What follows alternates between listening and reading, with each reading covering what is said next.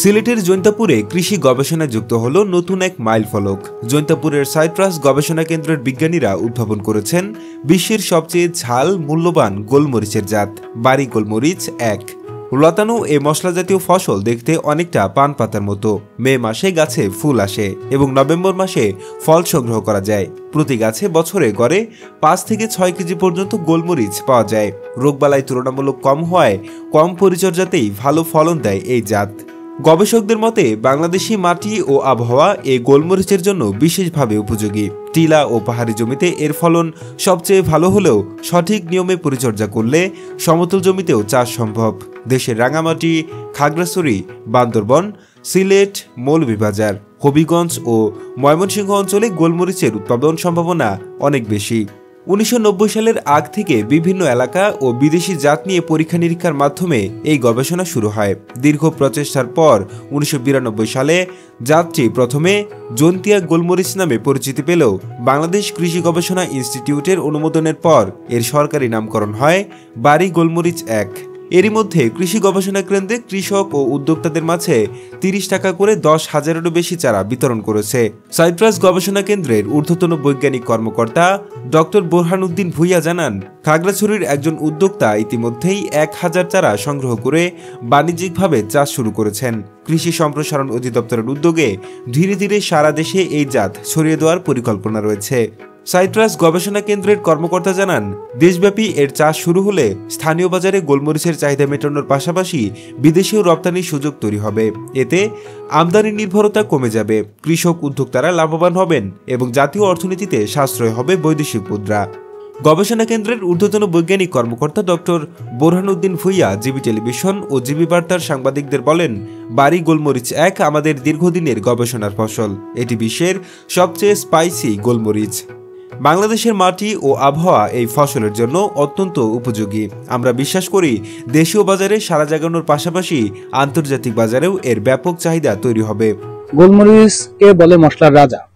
পৃথিবীর মধ্যে যত ধরনের মশলা ব্যবহৃত হয় তার মধ্যে গোলমরিচের পরিমাণটাই সবচেয়ে বেশি। তো একে ব্ল্যাক ডায়মন্ডও বলে। সাধারণত ইংরেজিতে আমরা এটাকে বলি ব্ল্যাক পেপার বা কালো গোলমরিচ। তো বাংলাদেশে গোলমরিচটা আসলে বাংলাদেশের নেটিভ কোনো ফসল না। এটা বিদেশ থেকে আমাদের দেশে নিয়ে আসা হয় ৬০-এর দশকে, ১৯৬০-এর দশকে এটা নিয়ে আসা হয়। তখন মালয়েশিয়া, শ্রীলঙ্কা এবং ভারত ৩ দেশ থেকে ৩০টা জার্মপ্লাজম কালেকশন করা হয়েছিল। ওই ৩০টা জার্মপ্লাজমের উপরে ব্যাপক গবেষণা করা হয় পরবর্তী ২০ বছর ধরে। এই গবেষণার ফলশ্রুতিতে ১৯৮৭ সালে আমরা জৈন্তিয়া গোলমরিচ বা বাড়ি গোলমরিচ ১ নামে একটি জাত অত্র অঞ্চলের জন্য তথা বাংলাদেশের জন্য আমরা কৃষক পর্যায়ে চাষাবাদের জন্য অবমুক্ত করা হয়। তো জৈন্তিয়া গোলমরিচ ১ জাতটি নিয়মিত ফলদানকারী একটি জাত।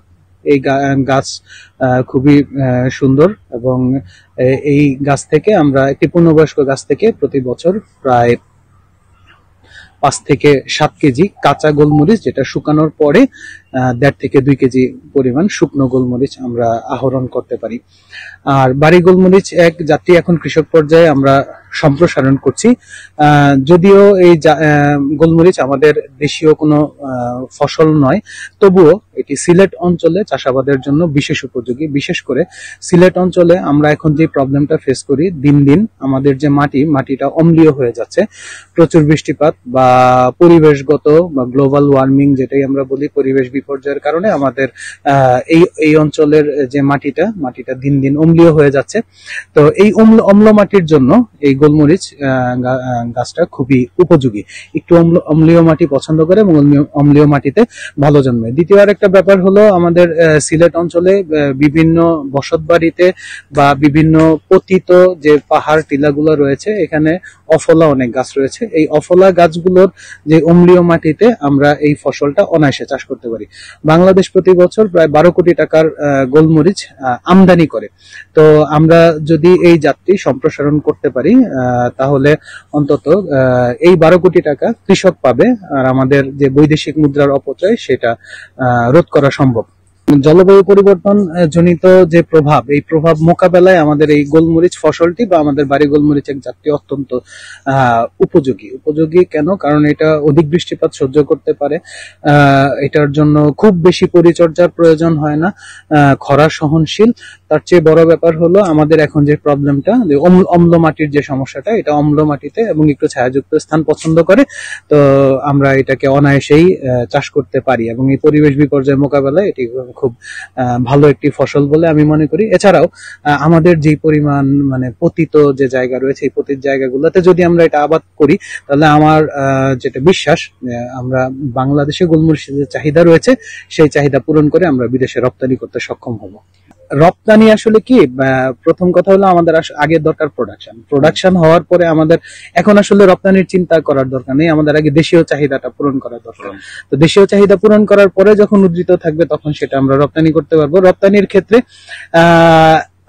এখন বিভিন্ন সংস্থা রয়েছে, কৃষি সম্প্রসারণ অধিদপ্তর রয়েছে, ডিপার্টমেন্ট অফ এগ্রিকালচারাল মার্কেটিং বা ড্যাম রয়েছে, তারা কৃষকদেরকে যথেষ্ট সহযোগিতা করে থাকে।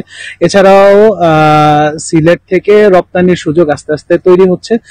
অচিরেই এখানে সিলেট ওসমানী বিমানবন্দরে একটা প্যাকিং হাউস নির্মাণ হওয়ার কথা। প্যাকিং হাউস নির্মাণ হলে সিলেট অঞ্চলের সবজি এবং ফল সিলেট থেকেই রপ্তানি হবে। এটা হলো প্রথম কথা হলো, একজন কৃষক যদি তার বাড়িতে একটা গাছও রোপণ করে এবং সে 3 বছর অপেক্ষা করে, 3 বছরের মধ্যে গাছটি যে আশ্রয় গাছ বা যে কোনো একটা অফলা গাছের উপর গাছটিকে রোপণ করতে হবে। গাছটি প্রচুর পরিমাণে লতা তৈরি হবে, এই লতাটা কেটে তারা হলো নতুন চারা তৈরি করতে পারবে, সেই চারা তারা নিজেরাও রোপণ করতে পারবে বা তার প্রতিবেশী অন্য কৃষকের কাছে সে বিক্রিও করতে পারবে। এই ক্ষেত্রে তেমন কোনো বিশেষ প্রযুক্তির দরকার নাই, জাস্ট হলো ডিনোট কাটিং প্রযুক্তি, যেটা আমরা উদ্ভাবন করেছি।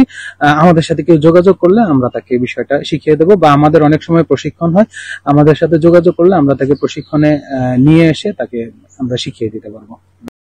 জৈন্তাপুরের মাটি থেকে উঠে আসা এই সাফল্য বাংলাদেশের কৃষি গবেষণাকে দিয়েছে নতুন উচ্চতা। Mohammad Suman, GB television.